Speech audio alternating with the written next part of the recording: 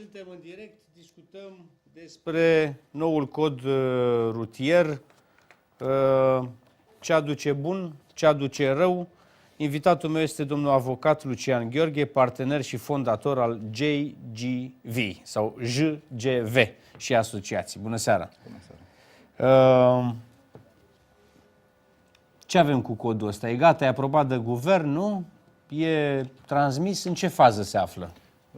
În momentul de față, codul a fost, sau proiectul de lege care vizează modificarea codului rutier se află la Parlament, urmând să intre în dezbatere.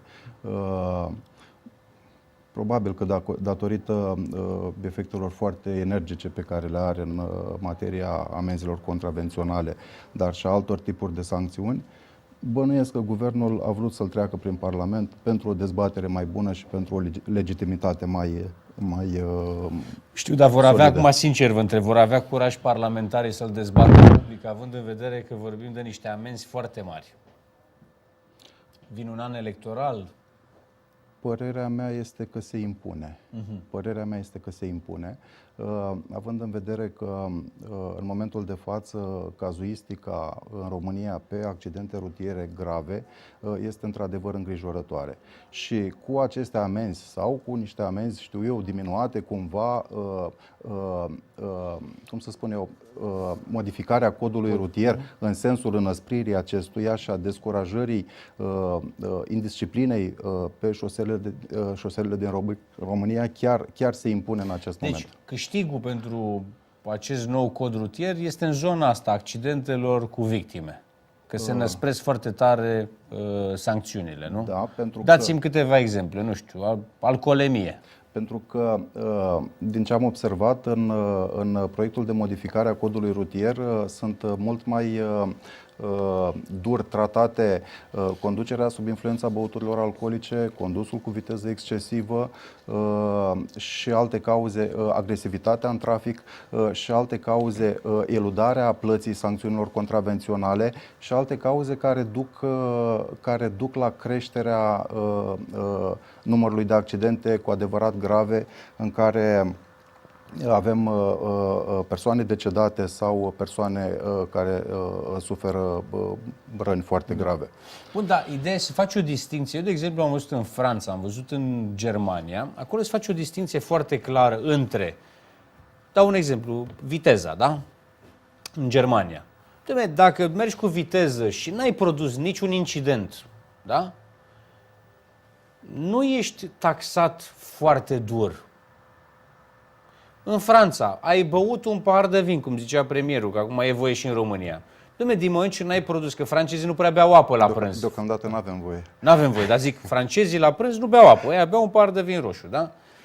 Acolo, dacă îl oprește poliția, nu te oprește în primul rând, dar dacă n-ai comis niciun incident, niciun accident, nu ți se întâmplă nimic, da? Deci acolo totul devine agravant în momentul în care chiar ai condus, băut și ai omorât pe cineva, ai rănit pe cineva. La noi se face diferența asta sau preventiv, indiferent, ai condus cu viteză, ai condus băut, ai făcut, n-ai făcut accidente, vei plăti?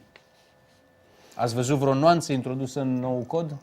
Domnul Raru, cred că aici este vorba de felul în care autoritățile aplică legea și felul în care autoritățile înțeleg să se comporte vis-a-vis de cetățeni în general. Acum, ce să vă spun, după mine, atâta vreme cât numărul de accidente scade semnificativ, atâta vreme cât numărul de persoane decedate scade semnificativ, atunci și autoritățile pot fi un pic mai blânde. Dar până atunci eu cred că se impune o atitudine energică a autorităților în sensul diminuării numărului de accidente foarte grave. Abia pe urmă. Nu putem deci ne trebuie întâi ordine ca lumea vreo 20 de ani așa până ne intră în cap și după aia putem să fim mai toleranți. Eu spun că adevărul e undeva la mijloc. Și un pic de schimbare de mentalitate din partea unor autorități cred că ar fi binevenită și este un subiect pe care îl putem aborda, dar pe de altă parte nici o atitudine mult prea largă și mult prea permisivă nu cred că este potrivită în România anului 2013. Deci să fim foarte duri în ceea ce privește prevenirea accidentelor cu victime. Asta înseamnă viteză mare, unde se poate confisca și mașina. conducere sub influența băuturilor alcoolice, aici sunt de acord, nu trebuie să fim toleranți, că noi nu suntem nici francezi, nici nemți. Da? Dar, pe de altă parte, am văzut multe amenzi strecurate cu bani foarte mulți în zone unde și eu și dumneavoastră, chiar dacă suntem șoferi corecți, eu am 2 amenzi în viața mea, 2 radare, unul de 80 la oră și unul de 81 la oră. Da? Și dumneavoastră, probabil că sunteți un șofer disciplinat. Putem să fim victime oricând. Și acolo am văzut că s-au umblat cu sume foarte mari. Adică, la orice mărunțiș, și vorbeam înainte de emisiune, nu? Mergi pe autostradă, știi că ai voie 130 la oră și înainte de un pod ai 3 benzi, nu circulă nici păsările nu zboară pe acolo, așa de pustie autostrada, așa mic, un indicator cu 100 la oră, fără nicio justificare și după pod te așteaptă radarul, da? Aia mi se pare o mizerie. O mizerie ca să ți se ia bani, o golăneală, da? Așa e plin tot Bucureștiul. Tot felul de semne de astea în copaci, pe după copaci. N-ar trebui și noi să ne cerem drepturile? Dumne, vreți să luați amenzi de la noi? Vreți bani pentru orice? Creați-ne condiții să conducem civilizat. E cunoscută și foarte discutată situația aceea de pe autostrada A3 de care spuneați. Într-adevăr, ce să vă spun? Până la urmă, legea e lege și trebuie respectată. Dar felul în care și indicatoarele astea sunt amplasate, câteodată este discutabil. Chiar am văzut o solicitare de furnizare de informații de interes public făcută de un coleg de-al dumneavoastră, jurnalist, exact vis-a-vis de acel semn de circulație și răspunsul a fost că compania de autostrăzi urmează să facă acolo nu știu ce deviație și din cauza asta semnul îi pus pentru când va fi minciună. acea deviație făcută. De la începutul autostrăzii e pus semnul. Da? Ce să vă spun? Este ceea ce am văzut eu în presă și chiar... Da, dar noi știți că spuneați de lege. Legea trebuie respectată corect. Dar noi nu putem face legea, că dacă tot e în discuție în Parlament, să facem solicitări. Vă dau un exemplu. Aseară veneam pe Bulevardul Victoria Socialismului. În față aveam Casa Poporului. Da? Noroc că era lună, că altfel nu vedeam Casa Poporului. Da? Atât de beznă. Stânga-dreapta nu vedeai nimic. Aveai impresia că ești undeva în pustiu. Era și un pic de ceață. Vreau să spun că la trecerea de pietoni cu 100 de metri înainte de Casa Poporului, dacă nu ești din București, nu știai că e trecere de pietoni. Acolo orice cetățean s-ar fi avântat să treacă strada, devenea victimă în fața oricărui om care nu era din București. N-avea de unde să știe că e trecere de pietoni. Deci eu vreau să cer României și statului să pună dracului becuri la toate trecerile de pietoni, să avertizeze și trebuie să mă învățați cum fac treaba asta. Și nu numai becuri. Măcar becuri, să vezi naibii că e trecere de pietoni. Dacă nu ești din București, de unde să știi? Din nefericire, n-am altă soluție pentru dumneavoastră decât post factum, adică în situația în care se produce într-adevăr un eveniment în acel loc, atunci se poate atrage răspunderea autorității locale pentru faptul că nu și-a îndeplinit obligațiile. Dar soluția preventivă chiar nu am, probabil că e undeva în zona electorală, în zona de investiții, nu ține de colegii, ia partea vedeți dacă putem depune cumva printr-un deputat, senator, ceva, niște amendamente. Da, domnule, eu sunt de acord, plătim, facem, dregem, dar, încă o dată spun, pe strada unde a murit bietul actor, da? Bietul cântăreț, Teo Peter, da? Acolo unde e... Dom'le, vreau să spun că apărarea americană avea ceva dreptate. Astăzi, dacă mergeți în zona polonă și Dacia, toate semnele de circulație sunt în copaci. Este aberant. Chiar am văzut într-un loc și v-am spus și lucrul ăsta, era tuns, era copacul așa, coroana, și tuns așa o parte să se vadă semnul de circulație. Dacă când cresc frunzele, mai taie cineva frunzele să se vadă semnul? E aberant. Am avut o situație de genul acesta la un moment dat cu un client al nostru care n-a observat un semn de circulație, care într-adevăr era mascat de niște crengi. Mă rog, autoritatea a fost de părere că semnul de circulație în România este montat în vârful unui stâlp metalic și dacă nu se vede semnul, atunci măcar stâlpul metalic trebuia să-l fi observat. Iar dacă clientul meu avea altă părere, atunci trebuia să conteste procesul verbal. Clientul meu fiind din Baia Mare la momentul respectiv, a preferat să nu conteste procesul verbal, să își ia luna de suspendare. Deci, și... Să le spun telespectatorilor, frați români, uitați-vă la stâlpi, da? Deci, lăsați semnele de circulație că nu le vedeți. Priviți stâlpii. Deci cum vedeți un stâlp, vedeți dacă poate să vă sugereze ceva. Da. Mai ales că acum se dă taxă și pe stâlpi, da? Deci o să plătim impozite și pe stâlpi. Chiar e reală povestea. Dar revenind un pic la discuția de mai devreme legat de acea vânătoare care se face pe autostrada A3 după acel pod și după acel indicator care limitează viteza la 100 de km la oră, eu spun că ar putea exista acțiuni preventive mult mai targetate, mult mai focusate ale autorităților în vederea diminuării cu adevărat și diminuării reale a numărului de accidente grave. Și aș vrea să vă dau două exemple. Din experiența mea și a colegilor mei am identificat mai multe tipuri de accidente, niște tipologii de accidente, printre care aș vrea să menționez accidentele produse în weekend, vineri noapte, duminică noapte. Deci sunt mai multe vineri și duminică, da? Vineri și sâmbătă noapte. Da. Cu tineri ieșiți de la cluburi, ieșiți de la discoteci, 3, 4, 5, 7 în mașini, de obicei șoferul băut, de obicei cu viteză foarte mare, impact și victime foarte multe. Băut plus droguri, da? Posibil. Și viteză. Și viteză. Și mulți în mașină. Și mulți în mașină și probabil că și mulți hormoni acolo după ce au ieșit de la club, de la discotecă, băieți, fete la un loc.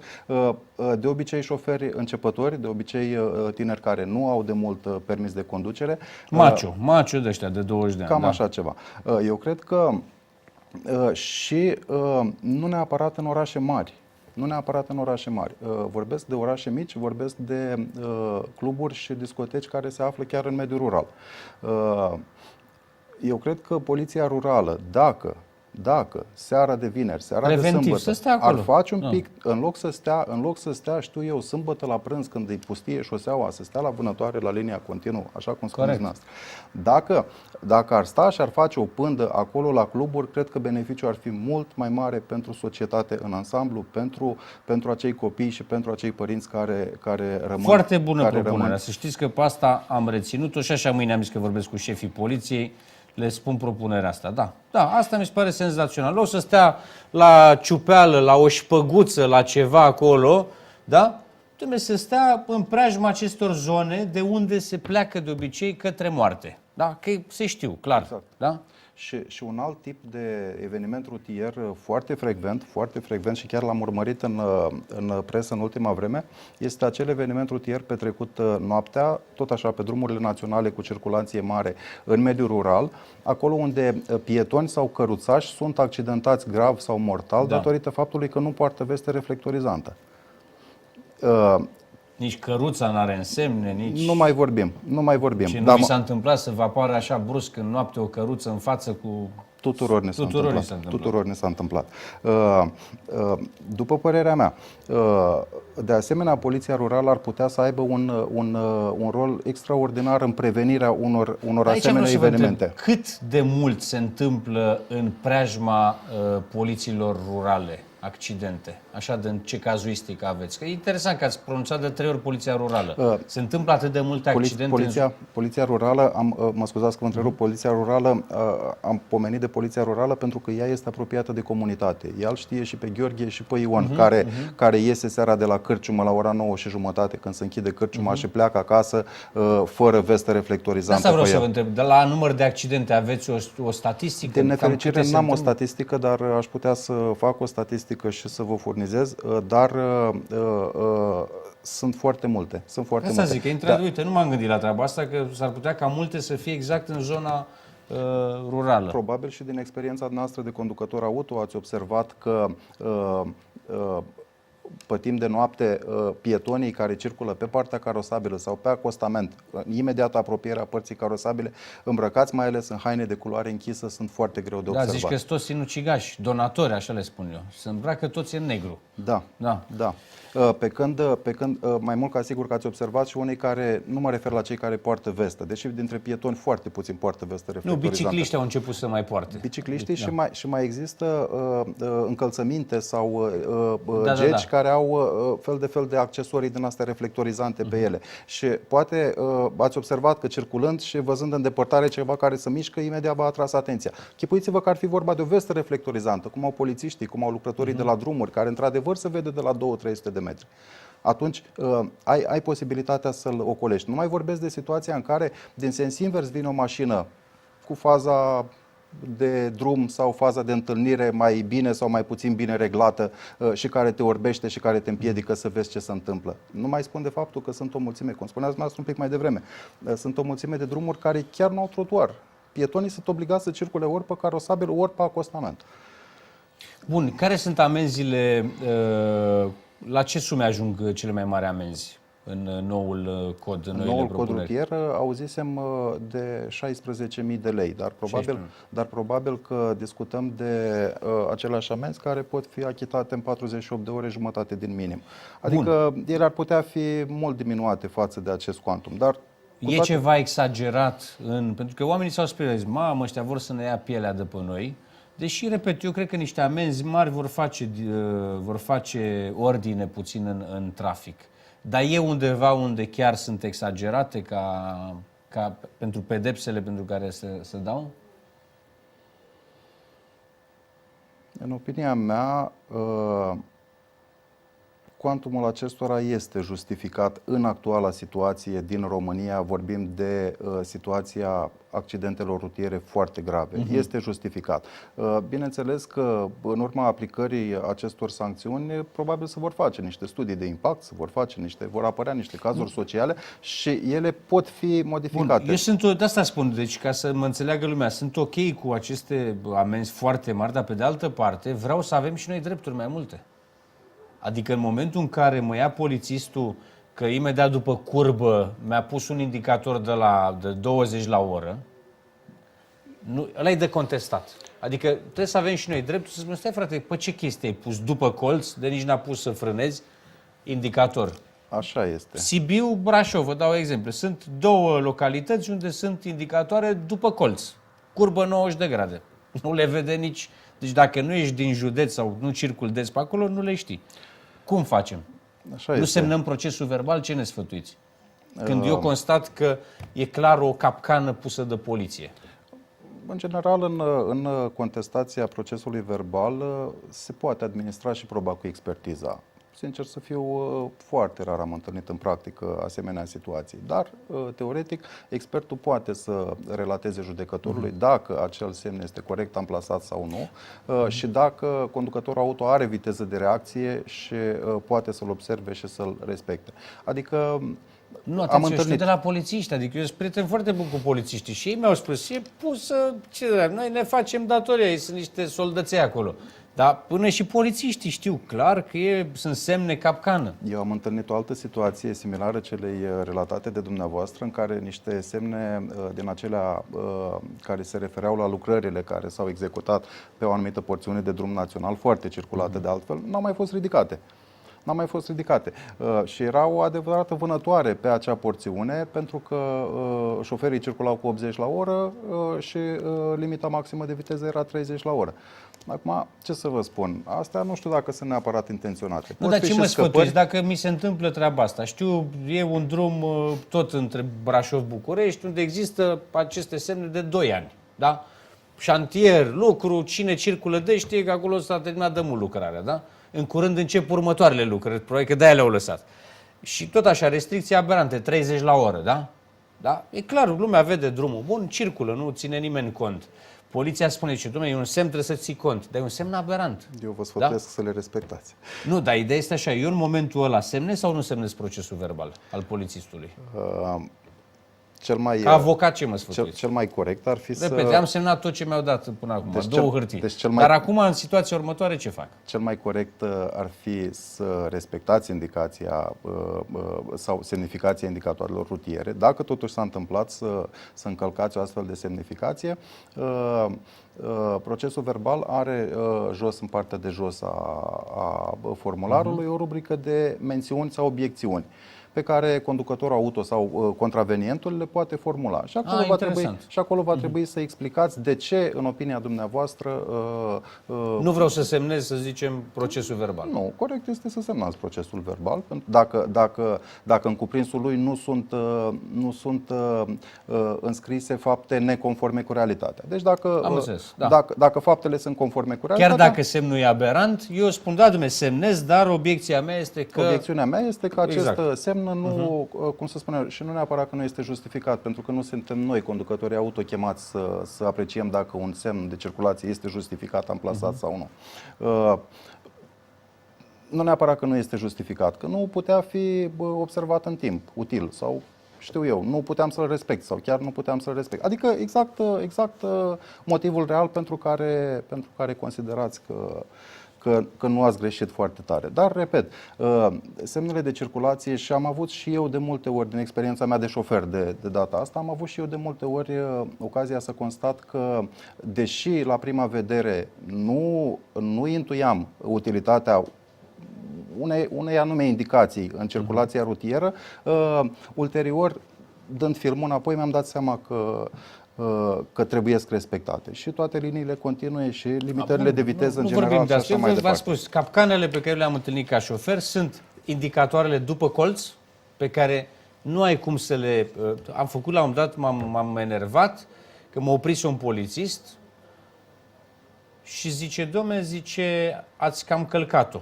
N-avea radar, i s-a părut lui. Și zic, mai e cu mine, da, hai să vedem. Și am făcut o tură așa, ne-am întors și am zis, dom'le, tu vezi semnul ăsta unde era la 15 metri după colț. Curbă de 90 de grade. Da? Deci, și curba aia nu e cu 80 la oră, că n-ai cum să iei cu 80 la oră, deci o iei cu 60, da? Frumos, 50, sau chiar mai puțin. Nu, o curbă de 90 cu o mașină bună e cu 50, nu poți să mergi mai încet. Conform legii, în curbe periculoase aveți obligația să reduceți viteza cu 50 repet, de km la oră. Dacia poate că fugea de pe carosabil. Deci ai 50, nu cred că ai mai puțin, da? Da, acum Nici ce să vă n-aveai și spun? era 30 indicația după colț. Și din experiența mea de conducător auto, dar și din cele auzite, cum să spun eu,